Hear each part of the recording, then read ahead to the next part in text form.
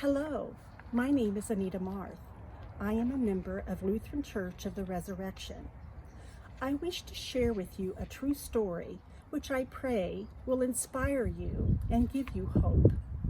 A story of how God has carried me through challenging times and how He uses His saints, the body of Christ, to minister and do His work here on earth.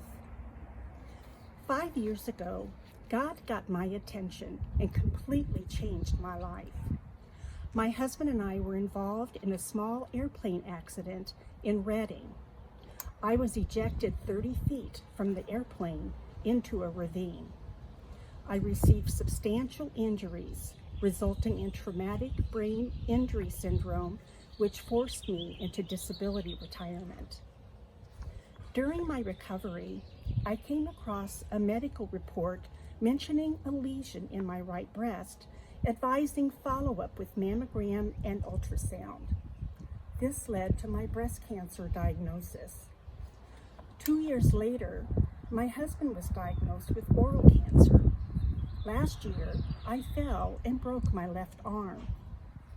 Through each of these life events, we received superb care from the medical personnel, family, friends, faith family, and even strangers. The prayers extended on behalf of me and my family could physically be felt. In that moment, all we wanted were prayers, and God made us physically feel each and every prayer. We received those prayers. We saw those prayers in action. The doctors and nurses were God's angels. Your prayers were part of that. God used your prayers to bring healing and peace to my life and the lives of my family. There were so many acts of caring poured upon David and me during this time. I would like to share a few. Dave and Josie Freiberg were driving home from Oregon when they heard the news of the accident. They made a detour to Redding and stopped by the hospital to visit me and my family. While I was not aware of their visit at that time, their caring meant so much to David and my daughters and gave them peace to know they were not walking this journey alone.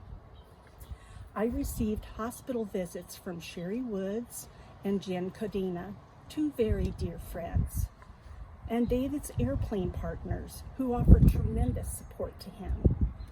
Jerry and Claudia Smith picked up our daughter Sarah from Sacramento Airport and drove her to the hospital in Redding and made the return trip 1 week later. Sarah, her husband James, and 1-year-old daughter Caitlin had just moved to Canton, Michigan 3 days prior to the accident. At the time, I didn't realize the sacrifices it took for all of them to do this. I am grateful for their acts of care and kindness to me and my family. We received countless cards, cash and gas cards, from so many of our church family, Walk to Emmaus community, and my co-workers from Dignity Health. I placed these cards in a scrapbook. Reading these reminds me of the care and love given by so many and continues to touch me to this day. I was informed of the results of my mammogram and ultrasound via email. Upon reading, highly suspicious for malignancy with metastasis, I felt a knife went through my heart. I immediately drove to church and asked to speak with the pastor. Pastor Ralph Super was in the Faith Center for the first day of Camp Capernaum, a very busy day for sure. When he arrived to his office, I opened the email and let him read it. I cried. We talked. He prayed with me, a prayer that went deep into my soul.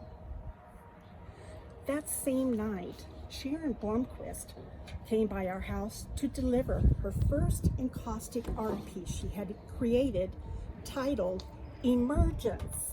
which we purchased from her. Upon sharing the news with her, we cried together. She wrapped both of us in her arms and prayed over us and with us. God brought her to us when we needed her most. The meal train, organized by Marty Dennis, nourished our bodies as well as our souls. The thoughtfulness and caring, along with the meals provided by Carol Finger, Danielle Arredondo Negrete, Barbara Peterson, Beth Rothfuss, Myrna Balechi, Sandy Frith, Marty Dennis, Cindy Willis, and Floyd and Donna Walker touched our hearts. Noreen Schaefer presented me with a prayer shawl she made through Priceless Pearls. I wore this shawl throughout all my chemotherapy treatments, and it brought me much comfort. What God has put me through is helping other people grow in their faith and trust in God. God used my faith and the magnitude of people that I know to reach those in my life and beyond. This has touched strangers' lives and other people who have heard my story. I will never forget and will be forever grateful for your acts of kindness and generosity. It is impossible to pay it back, so I make attempt to pay it forward. The trials I have been put through have turned out to be blessings for me. I am living the best years of my life right now. I am a prayer warrior. I use my culinary skills and talent to prepare meals for the meal train. I volunteer on the shared ministry team. I am active with the local breast cancer support group, providing encouragement and support to those facing their cancer diagnosis and journey. How does my story tie into the pandemic and isolation we are all experiencing?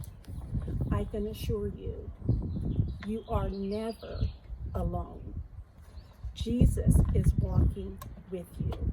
In fact, He is carrying you through this troubling, uncertain time.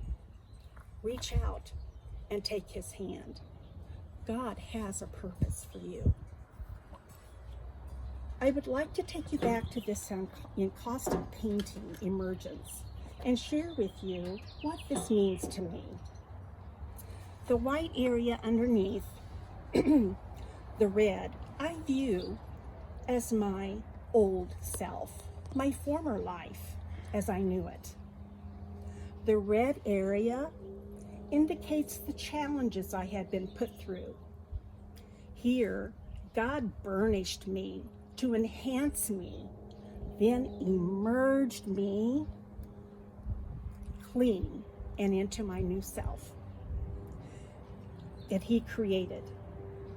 There are times in my life, or in anyone's life, such as we are experiencing today, when we may feel we are back in the red area.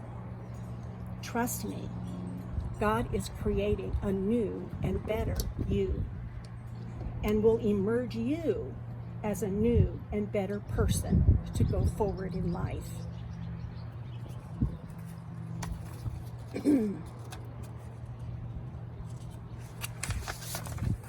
May you be blessed by God as you journey through life's challenges, and know you are never alone.